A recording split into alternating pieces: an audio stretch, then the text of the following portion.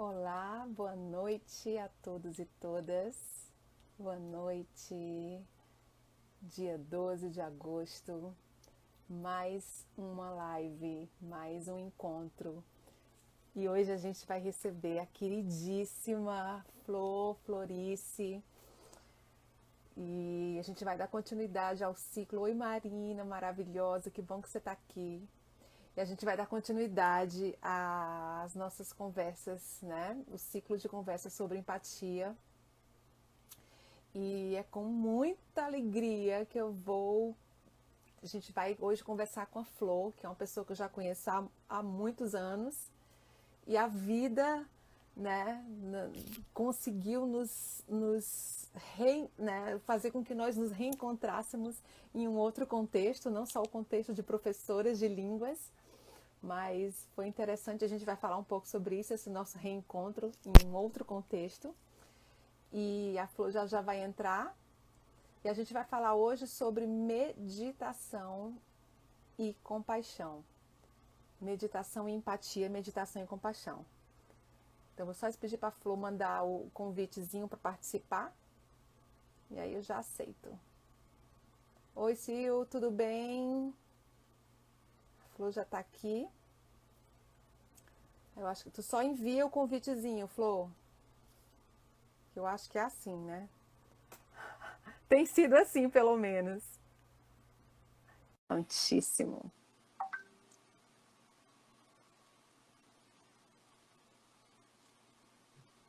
Olá! Oi! Oi.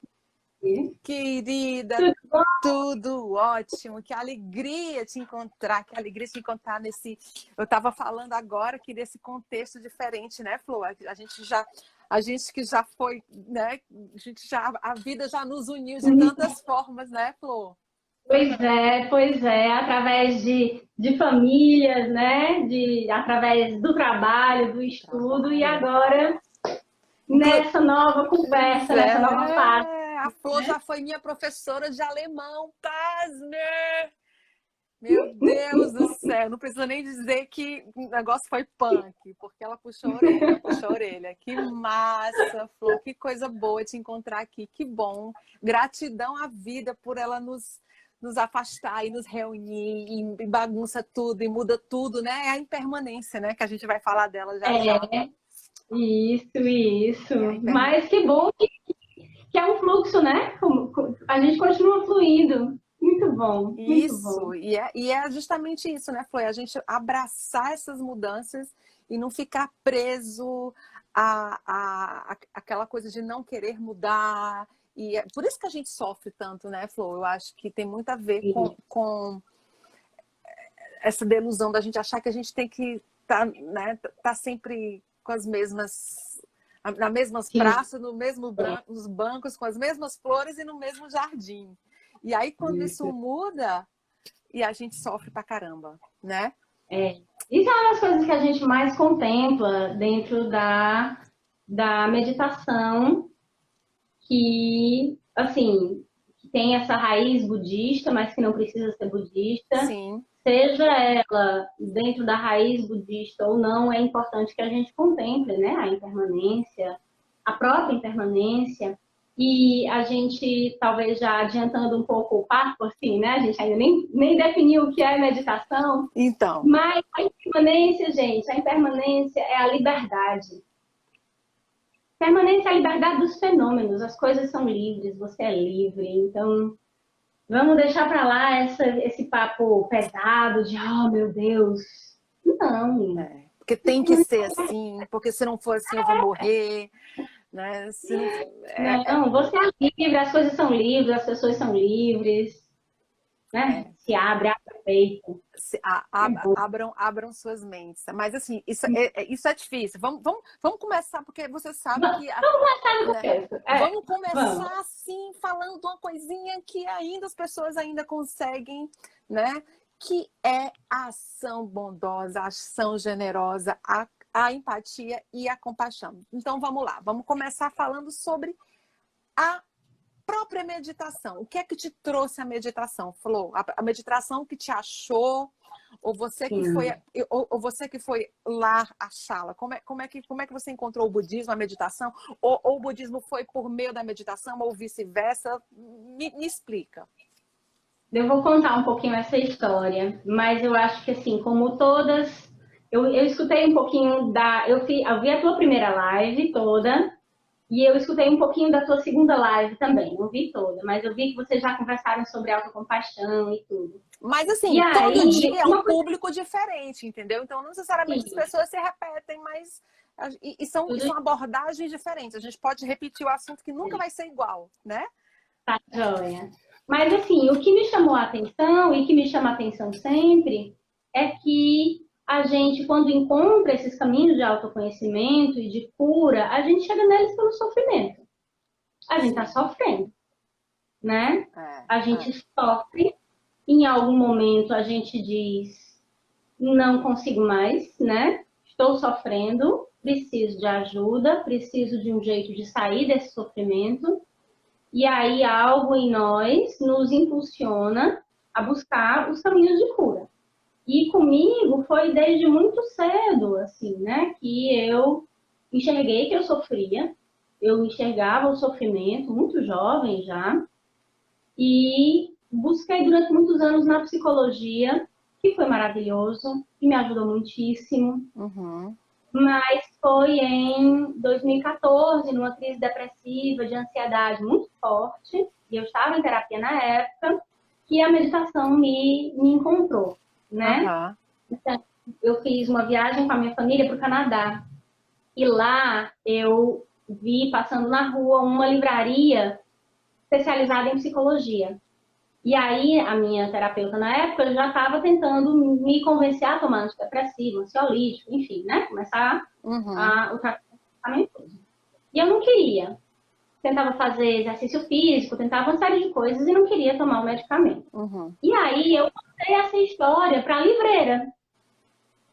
E ela disse, pois, deixa eu lhe mostrar aqui esse livro. E o livro se chamava The Mindful Way Through Depression. Okay. O modo mindful, o modo atenção plena para atravessar a depressão. E esse livro, ele foi a primeira porta que se abriu, né? Uhum. Então tinha instruções muito simples, muito claras. Tinha um CD com meditações guiadas.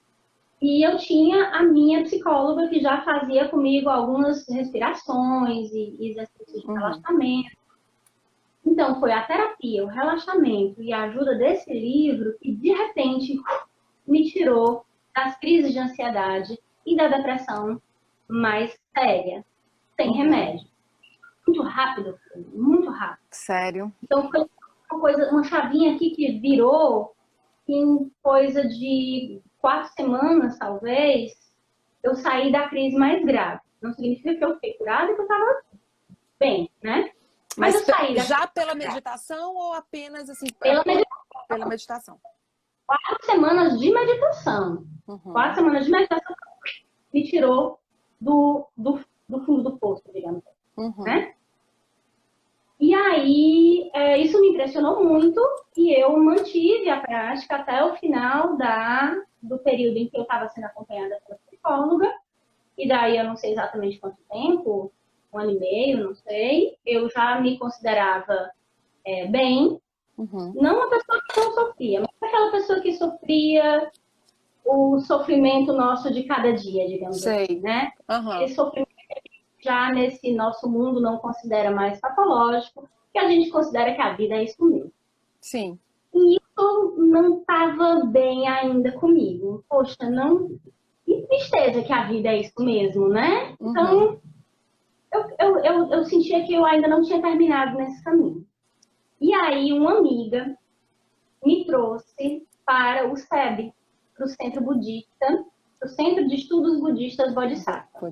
Então, eu já tinha uma prática, principalmente com práticas guiadas, né? E aí entrei em contato com o SEB. E no começo foi esquisito, porque eu nunca tive nenhuma conexão com religião. E no SEB o pessoal rezava em tibetano, então eu cheguei assim, né? Uhum, Estranho. uhum. Algo ali me chamou a atenção. E aí foi onde eu realmente encontrei um aprofundamento da prática, e aí eu realmente encontrei um caminho de cura, um caminho de saída, um caminho de abertura para aquilo que vem acontecendo na minha vida. E aí foram muitas transformações a partir Aí todas daí. as outras vêm, né? Vem a rebote. Exato. E a sanga do SEB é maravilhosa. Aquele grupo de pessoas, assim, é um negócio que eu nunca vi antes na vida. É, vira irmão, gente. É um negócio que para sempre, mesmo que você saia do SEB, o SEB não sai nunca de você, né? Você faz amizades ali para a vida inteira. É uma conexão real, real, né? Conheci pessoas. As tangas têm essa característica, sabe? Os grupos de praticante, a gente acaba se conectando em outro nível. Não É, é, é, não é só amizade ali, né? A é. gente está praticando ombro a ombro, a gente está a fim de olhar para as nossas questões, olhar para dentro, a fim de entender o mundo de outro jeito. Isso. E a gente se esbarra ali também não é um ambiente de gente iluminada de forma alguma. Mas quando a gente se esbarra, a gente tem pelo menos uma ferramenta para dizer assim, opa, a gente se esbarrou, calma. O que está Exato. acontecendo, né? Então isso é muito legal da samba. Isso realmente é maravilhoso. Pois é, porque a gente e é meio que eu me lembro que eu fui uma vez para um retiro e aí eu não me aí eu, tinha alguém que estava reclamando já na porta de entrada. Não sei, alguma coisa, Sim. algum atraso, enfim, alguém estava incomodado com algo né, do retiro. E aí alguém olhou para esse rapaz e falou: Olha o Dharma, né? Eu achei É. aquilo maravilhoso. Então é meio que um fica observando o outro. É tipo assim, puxa, tu tá aqui querendo se melhorar, né? E eu acho que tem bem menos. Então, a hipocrisia tende a ficar. Claro que né, somos humanos, vamos errar, estamos ali. Não, não vamos romantizar também, Não, mas muito pelo contrário. existe uma ferramenta de autoobservação que é a Isso, meditação. A meditação exatamente. faz uma diferença muito grande nas relações. Quando a gente começa a olhar para as relações com esse olhar do, do meditante, no sentido de que alguém que entendeu que a felicidade, que a alegria, que o sofrimento vem de dentro para fora.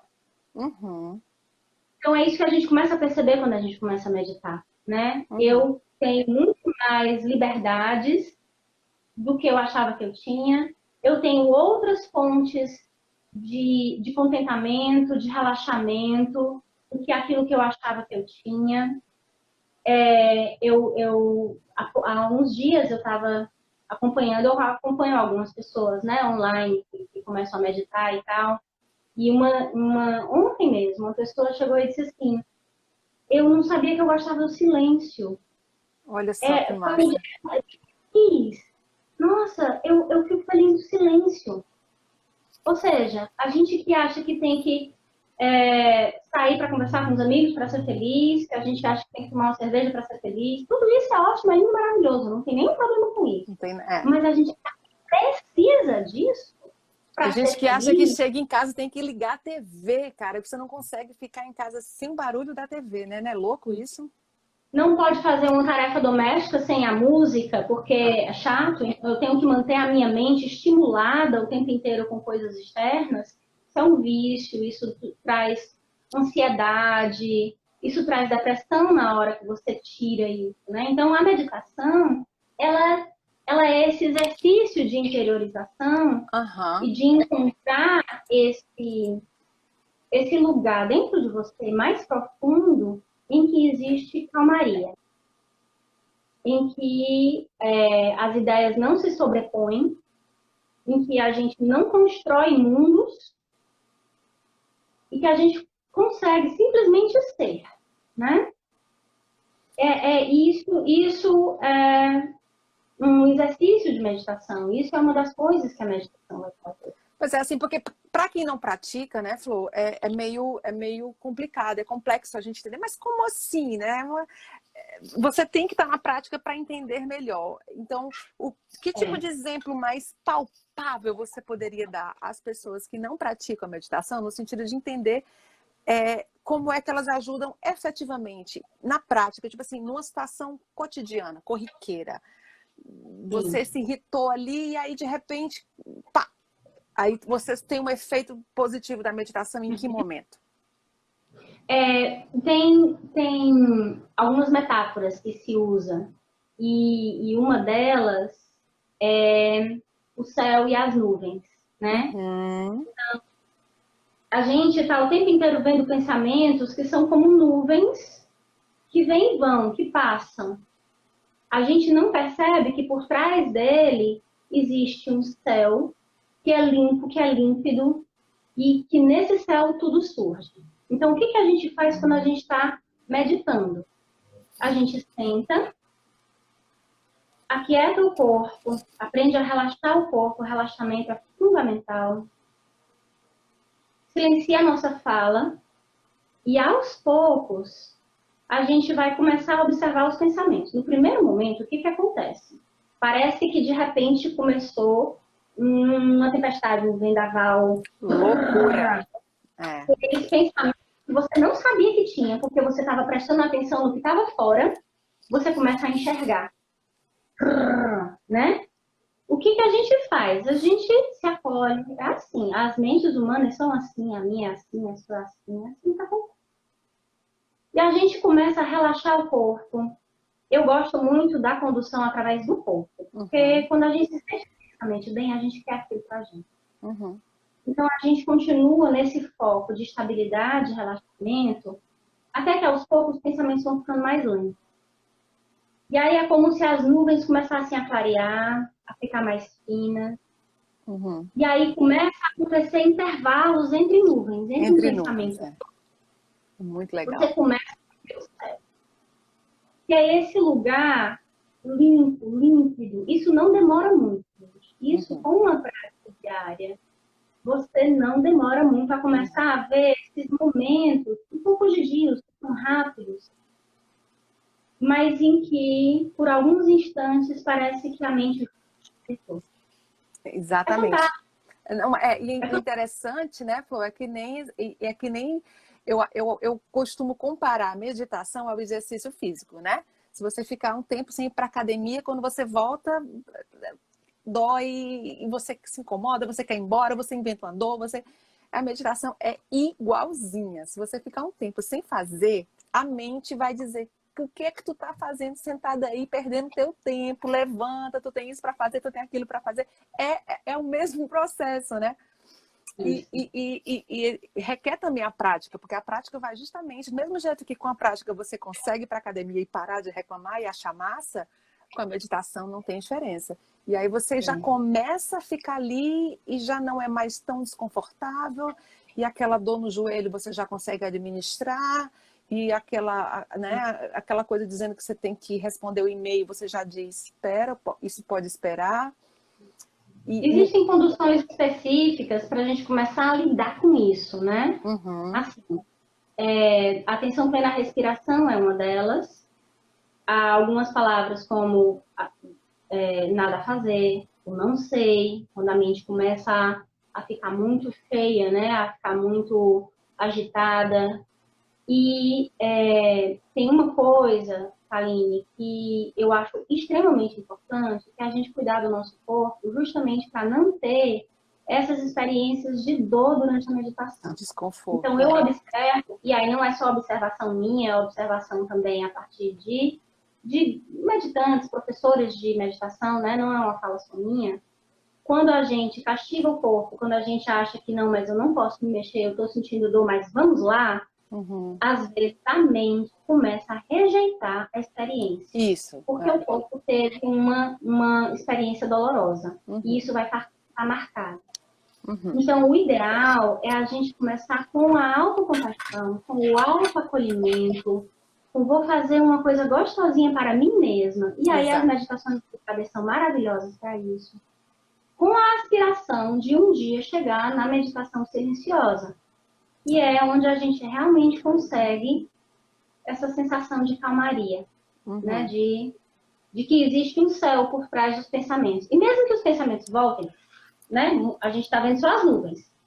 A gente já sabe que por trás tem o céu. Ele está lá. É interessante, né, Flor, que você falou aí num ponto, que é o primeiro ponto que vai relacionar meditação ao que nós vamos falar, que é, né, é o pano de fundo de todo esse encontro, que é a empatia, né? A gente está falando, começou lá na meditação, tá, até chegar na empatia. Então, você falou aí de você perceber quando você tem um desconforto, né? E você, porque as pessoas romantizam um pouco a meditação. Ah, mas eu quero fazer que nem aqueles yogas fazem, né? De joelho cruzado, né? De pernas cruzadas, senão não tem graça. E aí isso romantiza, e aí você não consegue, aí você rejeita. Eu já vi isso. Um amigo, eu falei, não, cara, senta, tu não precisa ficar de joelho cruzado. Eu faço porque eu consigo. E aí ele, não, mas eu quero fazer igual a você. Acabou que deu 5 minutos, ele, caramba, não sei o quê. Então, a autocompaixão já começa daí, né, Flor? De você dizer assim, não, meu corpo, tá desconfortável. Você se acolher, né? Você respeitar o seu limite, a sua dor, o seu desconforto, você se dá esse tempo. Então, a autocompaixão já começa daí. Isso. De você não. E o autoconhecimento, né? Sim. O autoconhecimento, por exemplo, se eu vou... Muita gente me pergunta qual é o melhor horário para meditar. Eu digo, bem, meditar de manhã é muito bom. Muitos dos grandes mestres meditam de manhã. O Dalai Lama passa 4 horas, tá? Acorda 3 horas da manhã, passa 4 horas todos os dias meditando. Então, se você conseguir meditar de manhã, ótimo, maravilha. Mas, muito mais importante do que isso, é você parar para se observar. Como é que eu me sinto de manhã? Como é que eu me sinto meio-dia? Como é que eu me sinto à noite? Onde é que a meditação entra? Será que eu vou meditar? Você talvez tenha dificuldade de dormir e a meditação seja relaxante para você dormir. Você se observa. Você tem talvez dificuldade de começar o dia com energia. Então tem conduções energizantes também, né? Com afirmações, né? Exato. Tem outro tipo de meditação, diferente dessa que a gente está falando, do simplesmente deixar aí os pensamentos, que é você chamar visualizações, chamar pensamentos, chamar sentimentos, que pode ser também extremamente relaxante. Então, talvez você se identifique mais com isso no início. E aí a gente entra em contato com as diferentes possibilidades e a gente se observa. E o primeiro exercício de autoobservação é esse. Qual é a postura que faz bem ao meu corpo? Qual é o horário que faz bem à minha mente? Que não entra em choque com o dia a dia. Essas são as primeiras indagações de quem começa a meditar, e só isso já é um trabalho de autoconhecimento, de autoaceitação, de autocompaixão. Pois é. E a gente estava falando um pouquinho sobre a meditação, e aí não é inevitável esse processo de autoconhecimento, né? Porque aí quando você, com o processo de gerar compaixão. Então, vamos lá. Como é que vamos tentar didatizar isso? Como é que eu vou de meditar e me autoconhecer e aquietar a minha mente a tentar transformar isso e gerar isso em compaixão. Ações empáticas, em compaixão, né, em ações bondosas, enfim. Como é que... Aí, né?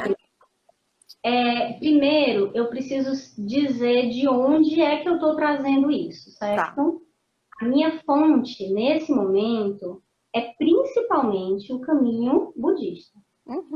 Existem outros caminhos, existe o caminho da meditação laica, e cada vez mais a ciência contemplativa ela se apropria dos conceitos budistas e coloca isso em teste dentro de um método científico. E cada vez mais esses métodos, o método budista tem sido comprovado cientificamente, mas eu prefiro me referir ao budismo por 2 motivos. Primeiro, porque é o que eu pratiquei de fato, né? Não chegamos lá, não somos iluminadas, temos inúmeros problemas, mas é um caminho que eu estou trilhando e onde eu sinto que existe potencial e que já me trouxe muita coisa boa. Então, esse é o primeiro motivo pelo qual eu prefiro falar da perspectiva budista. E o segundo motivo é que a ciência contemplativa tem poucas décadas, enquanto o budismo tem 2.500, 2,5 séculos. Uhum. Então, eu acho que é rico a gente beber dessa fonte. Mesmo a psicologia, se a gente for observar, a nossa psicologia ela é muito recente, né? Freud foi um dia desses. E ele parou para observar propriamente. Freud tinha um método contemplativo, ele observava propriamente a mente do paciente dele, né? Era em primeira e em segunda pessoa. Uhum. E descobriu o inconsciente anteontem, né?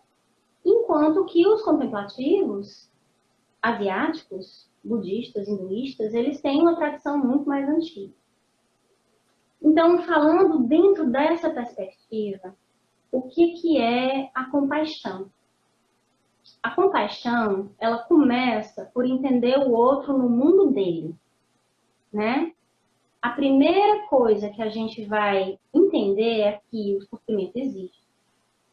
Eu sofro. Como é que eu sofro? Como é que funciona dentro do meu silêncio? Eu vou ver a minha mente. Como é que funciona a minha mente? Como é que eu monto o meu mundo? Como é que eu estruturo a partir das minhas experiências, daquilo que eu construí, das minhas emoções? O que eu estou projetando no mundo? Eu, mundo, a mim, surge junto. A mente e o mundo surgem juntos. É muito simples a gente começar a contemplar isso, por exemplo, quando a gente olha para a foto de uma pessoa. Digamos que você olha para a foto do seu namorado atual e diz, ai, que maravilha. Uhum. Daqui a pouco, essa mesma foto, você tem uma decepção, seu namorado lhe traiu, ixi. Vira sua boca para lá. Certo? Então, as nossas emoções constroem os nossos mundos. Total. De fato. Se você começar a observar, você começa a olhar para dentro e ver bem como é que eu estou construindo o meu mundo. E aí, percebendo isso, que a gente constrói o nosso mundo, a gente consegue olhar para o outro e entender que o outro também está construindo um mundo. E olhar para aquele outro que às vezes está muito feliz, ou está muito triste, ou está mais ou menos, e ele está construindo o mundo dele. Eu olho com interesse, com apreciação, com curiosidade, com respeito, como é que ele está construindo o mundo dele. E aí eu consigo, se eu tenho um mínimo de capacidade de silêncio mental, eu consigo escutar o outro e entender o mundo dele. Se eu não tiver um mínimo de silêncio mental, eu vou escutar e vou dizer, ah, mas eu tal coisa, ah, mas eu acho isso, ah, mas... E aí você constrói o seu mundo a partir de algo que está vindo do outro e você, na verdade, está mais interessada no seu próprio ego, na sua própria construção, do que no que de fato está acontecendo. Ou seja, a sua mente está tão barulhenta, né, que você não permite parar e desistir. Opa, peraí, também existe um outro, né, que também passa, que também quer ser feliz, que também sofre e que está numa escala diferente, evolutiva diferente, que tem aspirações diferentes, né? Sim, que tem um mundo interno. A gente ignora nossa cultura ocidental, e eu acho isso super grave, a nossa cultura ocidental ignora que nós temos um mundo interno, né? Tem fala de um praticante que eu gosto muito, que diz assim, olha, uma das coisas mais cruéis que a nossa sociedade faz é dizer assim, vai dar certo. Vai, você se forma que vai dar certo. Vai, você casa que vai dar certo. Ah, você tem filho que vai dar certo. Compra uma casa que vai dar certo. Não vai dar certo. Se a gente ignorar o nosso mundo interno, se a gente não entender como é que a gente está construindo a nossa realidade, não vai dar certo. Porque vem a impermanência, porque vem as delusões, porque na mesma situação que a gente está, o outro está também. Ele também está ignorando o mundo interno dele, ele também está iludido, deludido. ele também está cheio de emoções perturbadoras que ele não sabe direito como lidar, impulsionando ações que ele não sabe direito qual é o resultado dessa ação.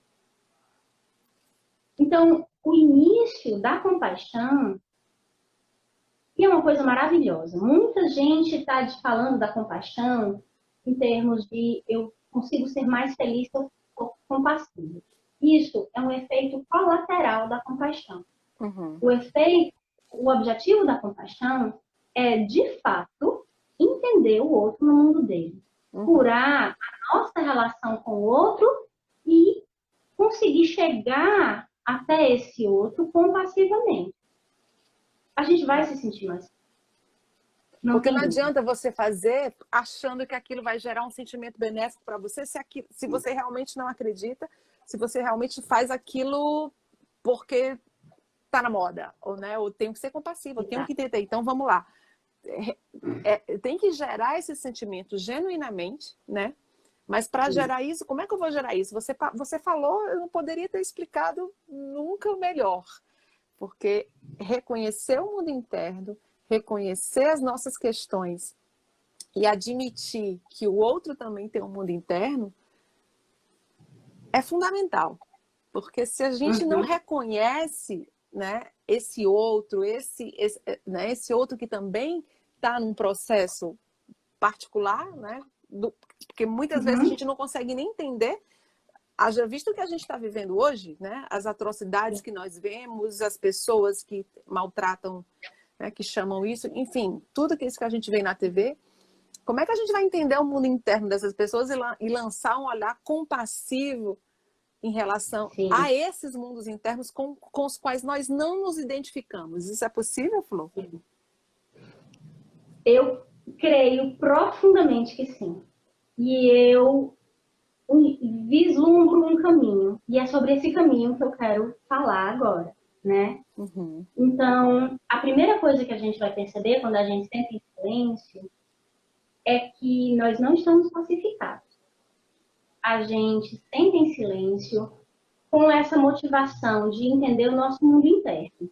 Eu quero entender o mundo interno porque eu quero entender o mundo interno das pessoas.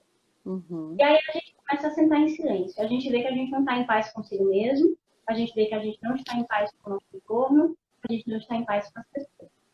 E aí, o primeiro passo é pacificação. A pacificação, você comentou na sua primeira live, a Metabhavana. A Metabhavana... Eu só pensava em página paramita. O nome Metabhavana me veio depois. Eu falei, caramba, esqueci. A Metabhavana, ela foi simplificada, reduzida para o uso leigo. E ela se chama de bondade amorosa no uso leigo. A bondade amorosa tem 4 versos. Que eu seja feliz, que eu não sofra, ou que você seja feliz, que você não sofra, você bota aí no eu, no você, o nome de qualquer pessoa, né? Então, que eu seja feliz, que eu não sofra, que eu encontre as verdadeiras causas da felicidade e que eu supere as verdadeiras causas do sofrimento. Então, a Metabhavana, ela tem 2 funções. A primeira função é eu chamar esses pensamentos de amorosidade para mim e para o outro, para mim e para alguém que eu conheço e que eu amo muito, para mim e para aqueles que não fazem muito parte do meu mundo, para os quais eu sou indiferente, para mim e para aqueles com quem eu tenho dificuldade, e começo a pacificar a relação por todos os lados. A Metabhavana, ela também tem uma função contemplativa. Quando eu repito para mim mesmo, que eu encontro as verdadeiras causas da felicidade, a minha mente vai me mandar coisas. Quais são as verdadeiras causas da felicidade? Eu supero as verdadeiras causas do sofrimento. A minha mente vai me mandar material riquíssimo. Quais são as verdadeiras causas do sofrimento? Para mim e para o outro. Então, esse exercício continuado, ele vai começar a pacificar as relações e a sua meditação, a sua tranquilidade no dia a dia e no seu silêncio vai começar a melhorar, né? Porque simplesmente você está causando menos confusão, você está se metendo em menos confusão. Então você vai começar a pacificar. E com essa mente um pouco mais pacificada, a gente vai tentar gerar algo que se chama bodhicitta. Bodhicitta, caiu uma palavra que caiu também na outra live, que foi muito legal. Foi. A bodhicitta é esse coração aquecido, é essa motivação maior, mais profunda, compassiva, de gerar benefícios para todos os lados. Gerar benefícios para si, a gente se inclui dentro da bodhicitta, dentro da compaixão, e para todos.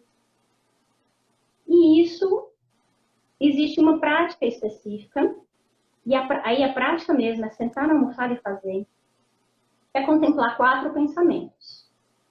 O primeiro pensamento é o pensamento do sofrimento, investigar o próprio sofrimento. Se a gente não tiver uma mente minimamente calma, a gente não consegue contemplar o sofrimento. Olhar para as suas raivas, sem ficar dizendo, mas fulaninho me dá raiva. Ah, mas tal coisa, eu vou resolver. Como é que você consegue olhar de forma profunda e íntima para a sua raiva? Você não consegue parar um pouco a sua mente e estar com a raiva, sem tentar resolver essa raiva agora, e ver como ela funciona. Então, você contempla o seu sofrimento, contempla o sofrimento do outro. A contemplação do sofrimento é a primeira. A contemplação dos padrões repetitivos, dos nossos padrões. O budismo vai chamar isso de karma. O que é karma? São as nossas marcas. Por exemplo, não sei se vocês já observaram que quando a gente vai pulando de relacionamento em relacionamento, determinadas estruturas tendem a se repetir nos relacionamentos. Se a gente não fizer uma terapia, se a gente não fizer algum trabalho de autoconhecimento, a gente vai começar a repetir esses padrões. Aí diz que tem o dedo podre, né? Eu tenho o dedo podre. Sua marca mental e não só sua, né? Nossa. O ciúme, por exemplo. A gente vai dizer, eu sou ciumenta. Mas o mundo é ciumento. O mundo é apegado. Como é que você pode dizer que você é ciumento? Então você vai começar a observar o ciúme, a raiva, a preguiça, o orgulho. Vai começar a entender isso de forma cíclica. Como é que isso acontece? Aconteceu no passado, acontece no presente. Será que eu quero que isso aconteça no futuro? E se eu morrer hoje? E se o meu mundo mudar completamente hoje? E se a impermanência bater? Eu quero morrer desse jeito?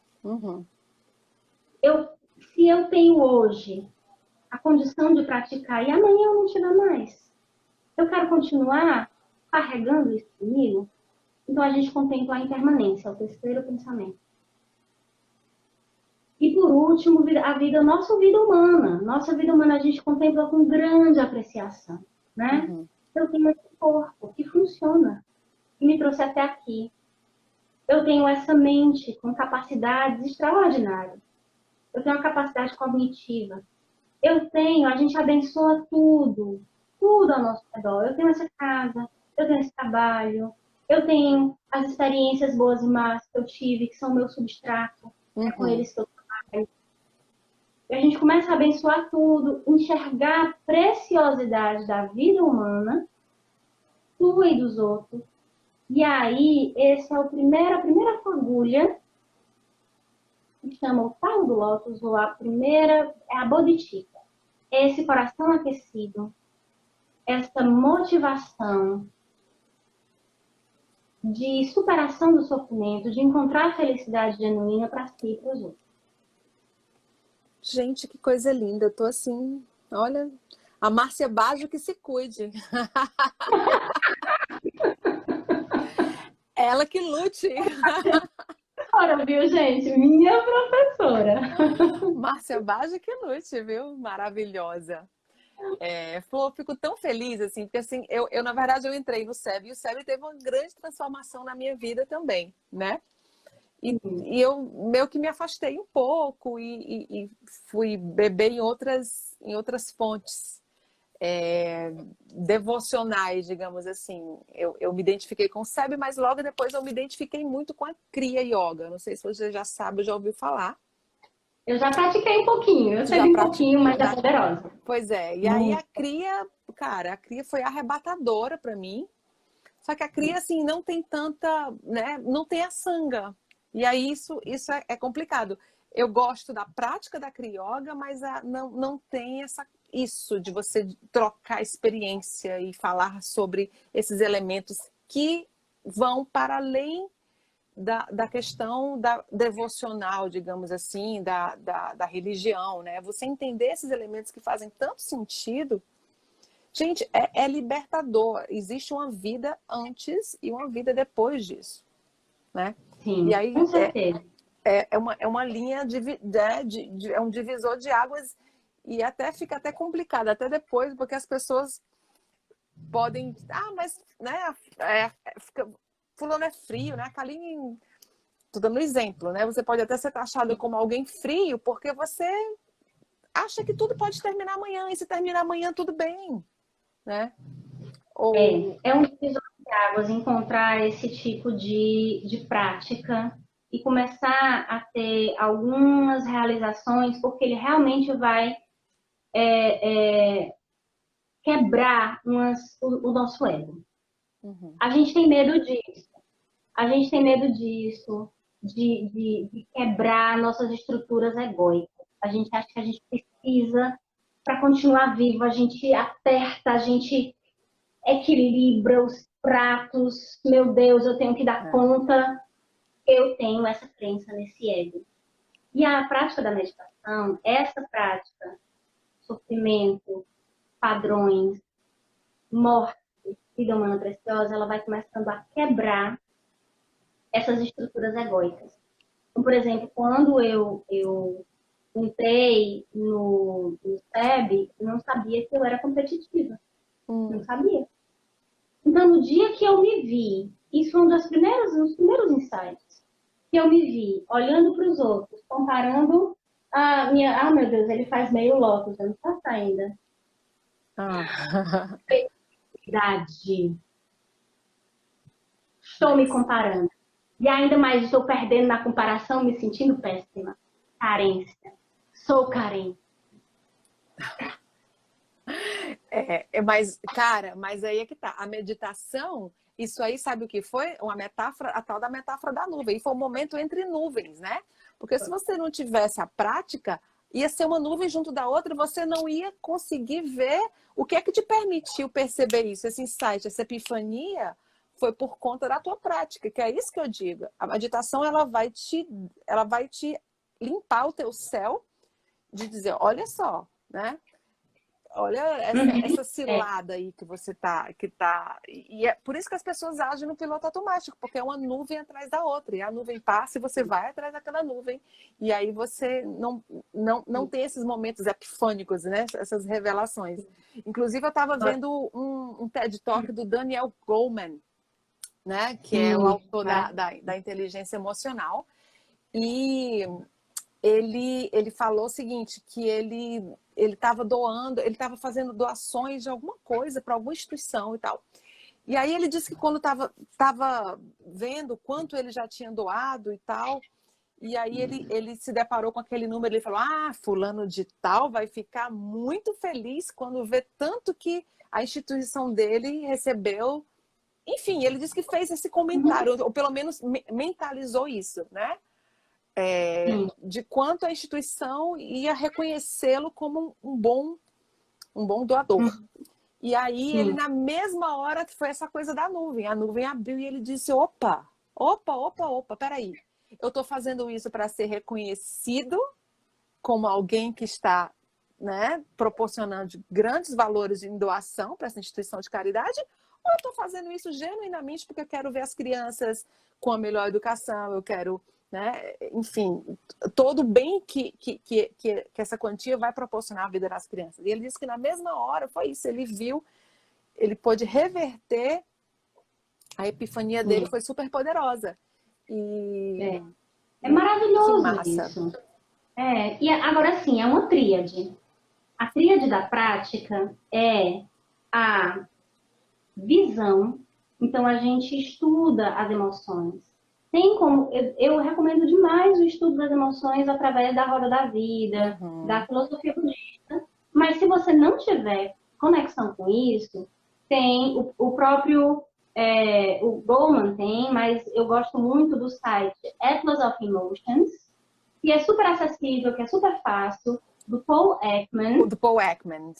Maravilhoso. E você começa a entender como funcionam as emoções, né? Tu fez o curso com o Cristiano do Cultivando Emoções? Não, não. Mas eu li sobre, eu não fiz o curso. Eu li sobre. E então o Atlas of Emotions é uma base para você começar a olhar. Visão é entender o que é compaixão, do jeito que a gente está conversando agora. Mas o que é mesmo compaixão? Compaixão é entender o outro no mundo dele. E aí isso naturalmente vai trazer uma energia de ajudar. Não significa que a gente saiba como. Às vezes a gente quer ajudar e vai ajudar meio torto. Mas é assim mesmo, a gente vai fazendo nossas tentativas. A gente entender o que é amor. Amor, a gente tem uma ideia muito estranha de amor no Ocidente. A Ana Lu está perguntando, Flor, quais são os livros? É o Atlas das Emoções. É um site. Atlas of Emotions. É um site. É um site, tá, mas ele também tem livros, né? Atlas, vou até colocar aqui, of Emotions. Isso. Tem, assim, livros. A minha referência é toda budista, gente. Eu leio muito, muito do budismo. Então, eu leio muito Lama Padma Santen, eu leio Alan Wallace. Mas vocês podem encontrar qualquer fonte de descrição Paul Ekman. de Paul Ekman, isso. De como as emoções funcionam, né? Então, eu acho que é assim o nome dele. Tem um H aí, né, Flor? Não, eu acho que é assim mesmo. Bom, eu vou dar uma olhada já que eu confirmo. Mas, de qualquer forma, tem muita fonte, né? Mas, assim, o budismo é legal porque ele te diz como atingir isso, né? Exato. Não é só uma palavra bonita. Isso eu acho legal no budismo. Não é só uma coisa que a gente se sente inspirado, porque isso a gente tem que ter muito cuidado. Por exemplo, agora a compaixão está na moda. E eu vi há pouco tempo numa propaganda, não sei se era de um banco, de um provedor de celular, enfim. Era um negócio assim que uma organização que você sabe que não tem a base da compaixão, né? E isso começa a ser usado em propagandas, isso começa a ser repetido, e isso vai perdendo a força. Banalizado, né? E a compaixão é uma prática, é uma coisa que a gente faz, que a gente senta para se conhecer, que a gente entra em contato com o outro para conhecer o outro, né? E não é fácil, não é uma coisa que vai acontecer assim porque eu escutei li um livro bonito e escutei uma frase bonita e vai dar certo na minha vida. Gente, eu fiz uma vez um retiro que eu passei tinham vários exercícios e um deles era a prática da compaixão, né? E aí ele pedia, mas era um retiro que você não ficava, você ia e depois você voltava, então você, né? E aí pedia para que você, para praticar essa ação. Isso qualquer pessoa pode fazer, mesmo sem meditação, tá? O legal é isso, mesmo sem meditação a gente pode fazer isso. Você vai escolhendo todas as pessoas que você vir na rua, desconhecidas, você vai olhar e você vai gerar um pensamento positivo. Alguém está atravessando a rua, você diz, puxa, que essa pessoa consiga atravessar a rua em segurança, né? Alguém que está ali no caixa, puxa, que esse caixa de supermercado não fique tão cansado de estar aí o dia inteiro. Então, você vai... É esse o exercício. E é genial. É genial. Porque é um dia, e é isso que é legal. E aí, no dia seguinte, quando já tem outro exercício, você fica ainda querendo fazer o do dia anterior. Você fica no automático querendo gerar sentimentos positivos para as pessoas que você encontra na rua, né? E é uma prática. E não precisa nem de meditação. E tem até aquele dizer em inglês, né? Fake it until you make it, né? Finja até parecer verdade. Oi, isso me traz uma lembrança aqui de um dado, né, da ciência, da neurociência, que é interessante. Para a gente começar a construir um caminho neural, basta ruminar determinado pensamento entre 15 a 20 minutos. Você começa a construir esse caminho neural, que no próxima vez que vier o mesmo gatilho, você vai percorrer o mesmo caminho neural. Veja a consequência disso na vida da gente. Quanto tempo você fica ruminando uma raiva? Quanto tempo você fica ruminando uma mágoa? Quanto tempo você fica ruminando um medo? Você está construindo caminhos neurais de carência, raiva, medo, apego. Você está construindo isso. Uhum. Então, essa prática que tu acabou de trazer, que eu achei fantástica, é como se eu tivesse conscientemente construindo caminhos neurais compassivos, caminhos neurais. E a gente pode fazer, né? Exato. A gente pode fazer. Você ouviu a primeira live, né, que a gente falou, né, que eu citei justamente os neurônios, os neurônios da compaixão, que são os neurônios espelho. Então, só que a gente automatiza, a gente vê o outro na dor e simplesmente ignora que o outro está, né? Você não olha mais no olho do outro para começar. E aí, esses caminhos neurais, justamente, você vai fazer novas sinapses, você vai reprogramar e vai, sabemos que o nosso cérebro é altamente reprogramável e plástico. E aí é onde está a beleza, a lindeza de tudo. Você pode sim né, reconfigurar, né, fazer uma atualização no seu sistema por uma versão muito mais compassiva, gente. E isso te livra de tanta coisa, assim, na vida prática, né? De você perder a paciência com trivialidades, com bobagens, com filho adolescente. Desarmar os gatilhos, né? Desarmar os gatilhos. Desarmar os gatilhos. Com filho adolescente, Flor, eu confesso que eu ainda preciso. Filho adolescente ainda é algo que eu preciso, né, me purificar mais, porque é punk. Ai, Kaline, daqui a pouco eu quero comentar bem rapidinho essa história do filho adolescente. E depois eu quero comentar a empatia e a fadiga empática, que foi também um termo que caiu na primeira live que eu fiquei com vontade de comentar. Mas aí, o filho adolescente, eu fiz um retiro e caiu uma pergunta, foi um retiro já dentro da quarentena, e acompanhando pelo YouTube, o Lama Santem, né? E caiu a pergunta: como ter paciência com os filhos dentro de casa? Aí ele disse assim: tenha paciência consigo mesmo, porque existe um caminho até lá, vamos lá. Aí o caminho que ele descreveu, certo? Eu achei maravilhoso. Primeiro, você tem que entender o seu filho no mundo dele. Ele está construindo mundos e ele sofre. Sim. Então, você primeiro gera compaixão. Segundo, você enxerga o que tem dentro desse funcionamento dele de positivo. E olhando o que tem de positivo, você tem vontade que aquilo floresça. Isso é amor. Depois,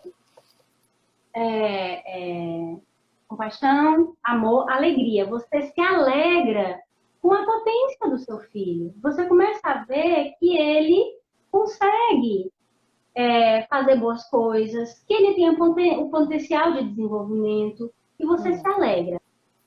Com essa alegria, você começa a se acalmar. Apesar dele estar fazendo bobagem, ele tem potencial, e aí você atinge um determinado nível de equanimidade. Com a equanimidade, é mais fácil ser generoso genuinamente. Genuinamente generoso, você vai querer fazer uma coisa boa para o seu filho. Você começa a fazer esse movimento. Você naturalmente vai agir com moralidade. Você não vai querer xingar o seu filho, você não vai querer bater no seu filho. Você vai agir com moralidade. No momento em que você consegue agir com moralidade, você cria a paz. Paz, paciência. Uhum. Simples assim. Não adianta querer ter paciência só tendo a língua. Não é assim que funciona. Não vai dar certo. A Ana Lu está dizendo, olha, é o dia a dia que às vezes é cansativo, né? Fica complicado manter essa paciência sempre. Né? Pois é. Não é certo. Se você simplesmente achar que vai ter paciência mordendo a língua, não vou dizer. Isso não é paciência, né? A paciência começa quando a gente começa a enxergar o outro no mundo dele. E a gente se enxerga no nosso mundo também. Tem autocompaixão. Isso é uma coisa que nesse momento eu não consigo. Isso nesse momento não está dando certo. Eu preciso me afastar, eu preciso ter o meu momento, eu preciso fazer algo que me nutra, que me acolha, porque isso nesse momento eu não consigo lidar. Isso também é parte do caminho. Claro.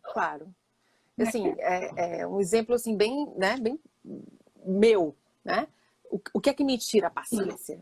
Gente, ele não acorda para fazer a tal das aulas online. Nunca, né? Nunca. E aí, eu tenho que acordar para acordá-lo. Ele tem 16 anos, é o meu caçula. Tem 16 anos. E aí, como é que eu vou? Todos os dias que Deus dá, acorda, tudo já está atrasado. Então, e aí, ok, né? Vou dormir sei lá que horas da madrugada. Então, você vai dizendo, mas calma, né? Ele é adolescente, é difícil, mas a gente sabe que precisa... É punk, gente. Não, ser mãe de adolescente... Eu tô passando pela mesma situação, só que a minha tem 14. E ela também não gosta muito. Ó, isso aqui é de mãe para mãe, tá? Não tem nada a ver com meditante, nem budista, não, mas nenhuma. é uma conversa aqui bem informal mesmo. Mas o que eu vejo é que a minha filha, ela tá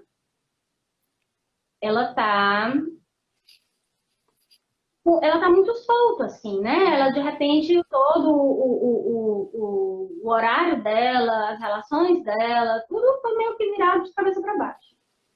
E aí, a Marina compartilha do nosso problema. Também tem que acordar, também tem que colocar para dormir. Pois Meu Deus. Então, o que eu escolhi fazer é que, quando eu vejo que ela teve insônia, que ela teve dificuldade para dormir, eu deixo dormir. O que eu faço? Eu cobro nota. Eu cobro estude. Olhe, então, tá bom, faltou a aula, você vai assistir quando essa aula? Então, eu deixo para ela uma certa liberdade de movimento, inclusive porque se eu entrar em embate todo dia, vai ser horrível. Exato. Claro, pronto. você tem que, então, você tem que escolher. Em que eu digo, solto. Aí, abre mão. É isso que eu tenho feito, né? Aí vem as notas estão daquele jeito, aí você faz o quê? Enfim, florzinha. Não tem como eu faço. Não tem. Olha, mas... o Instagram está dizendo que eu tenho 2 minutos. Se de repente se acabar, a gente pode até retomar para finalizar com a parte da empatia que você falou que ainda queria, né, colocar a cereja no bolo. Temos mais 2 minutos. Mas se você quiser, eu posso tentar, resumir, se caiu e a gente volta. A gente volta para poder finalizar bonitinho. A conversa tá tão maravilhosa para a gente, né, correr assim. Tá bom. Então, tá certo. No rush. Certo. A empatia, tu citou o Matthieu Ricard, né? O Matthieu Ricard, o Richard Davidson, eles fazem muitos estudos, né, de como funciona o cérebro e tal. Então, a empatia, ela é extremamente importante porque é a nossa porta de entrada para a conexão com o outro. Mas ela tem uma coisa nela que causa também sofrimento. Ou seja, quando eu empatizo com o sofrimento do outro, primeiro eu preciso do sofrimento para sentir realmente essa conexão empática. Eu preciso enxergar no nosso dia a dia, né? A gente precisa enxergar um sofrimento. E a gente entra nesse sofrimento, a nossa área cerebral responsável pelo sofrimento, ela também é ativada. Uhum. Então, quando isso acontece com muita frequência, a gente cansa, né? A gente sente a fadiga empática. O que os estudos mostram dentro da meditação, da compaixão, da metabhavana, da bondade amorosa? O que é que os estudos mostram? Ela vai responder isso já já, quando Nossa, eu vou encerrar e vou retomar. E não saiam daí. Depois dos comerciais a então, gente volta. certo. Voltamos depois Assim, dos comerciais. só... A pergunta, você tinha feito uma pergunta. O que é que as pesquisas revelam? Não é isso? Isso, isso. Só retomando um pouquinho, né? Então, a gente estava falando até para as pessoas entrarem. A gente estava falando da compaixão, da empatia, né? E a empatia, ela traz essa conexão com o outro, mas ao mesmo tempo ela também acende dentro do nosso cérebro as áreas que são responsáveis pelo sofrimento. Uhum. Então, pode existir, quando isso é muito ativado, como nos médicos, como em pessoas que trabalham na linha de frente com o sofrimento, pode existir a fadiga emocional, a fadiga empática. Fadiga empática. E aí, o que acontece com os meditantes? Os meditantes, eles sentem a compaixão, eles se conectam com o sofrimento do outro, sem que a área cerebral deles, responsável pelo sofrimento, se acenda. Ou seja, a compaixão é uma conexão com o outro que não envolve sofrimento. E por que isso acontece agora dentro do caminho budista, né? Porque isso foi testado especificamente com monges budistas. Sim. Quando a gente entende que o sofrimento existe, quando a gente entende que o sofrimento ele não é só meu, ele não é só seu, o sofrimento existe, não só quando a pessoa está em sofrimento aberto e franco, mas também quando a pessoa está deludida, isso também é construção de sofrimento. Quando a gente entende que o sofrimento existe, quando a gente entende que o sofrimento é construído, que nós estamos construindo os nossos mundos, e que se nós estamos construindo, a gente pode desconstruir, é possível a desconstrução, e que existe um caminho para isso. 4 coisinhas. A gente não sofre tanto com o sofrimento do outro. Porque a gente se vê, a gente enxerga a possibilidade de liberação, de liberdade nossa e do outro. Uhum.